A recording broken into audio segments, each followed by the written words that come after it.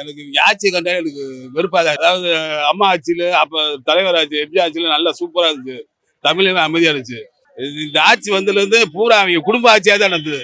குடும்பத்துக்கு மட்டும் கொடுக்குறாங்க. குடும்பத்துக்கு மட்டும் வருமானத்தை பிரிக்கிறாங்க. ஒன்றும் செய்ய மாட்டாங்க. எல்லாம் அந்த கட்சிக்காரங்களும் வாழ்ந்துக்கிறாங்க. அந்தந்த வார்டில் இருக்கிறவங்க பூரா வாழ்ந்துக்கிறாங்க. எவனா அவங்க இருக்கு அவங்க தான் வாழ்ந்துக்கிறாங்க. மக்களை வாட்டி வதைக்கிறாங்க. எல்லா பேரும் இது லேப்டாப் தந்தாரு. அம்மா உணவகத்தை பூரா அம்மா உணவு எப்படி சாப்பிட்டாங்க மக்கள். அப்புறம் தாலிக்கு தாங்க தந்தாரு. வேற என்ன குடிநீர் சூப்பரா இருந்துச்சு எடப்பாடி ஆட்சியில. இது ஆட்சியில சாக்கடை தண்ணி தான் வரும். அதனால ஆட்சி என்னைக்கு போகணும் மக்கள் ஆவலோடு எதிர்பார்த்திருக்காங்க. நானும் எதிர்பார்த்துக்கிறேன். அதே மாதிரி வந்தாலும் அவங்க எவனும் ஓட்டும் போட மாட்டாங்க. ஓட்டு அப்படி போட்டா அவங்க நன்றி கட்டுவாங்க. அதாவது 1000 ரூபாய் அவங்க கை காசை கொடுக்கல, அவங்க சொத்து வித்து கொடுக்கல, மக்கள் காசு கொடுக்கல. நம்ம வரி படத்தை வாங்கி தான் கொடுக்குறாங்க. ஒரு ஒண்ணும் தெரியல. இது அறிவாலயத்துக்கு வித்து கொடுக்க சரி, அது கொடுக்க கூட அழுகுறாங்க. ரேஷன் கார்டுக்கு மொத்தமா எடப்பாடி என்ன சொன்னாரு, ரேஷன் அடுத்து ரேஷன் கார்டுக்கு 2500 ரூபாய் கொடுத்தாரு. அது நீங்க செய்யணும்ல.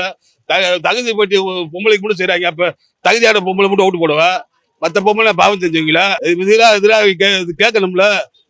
ஸ்டாலினுக்கு அறிவே இல்லையா?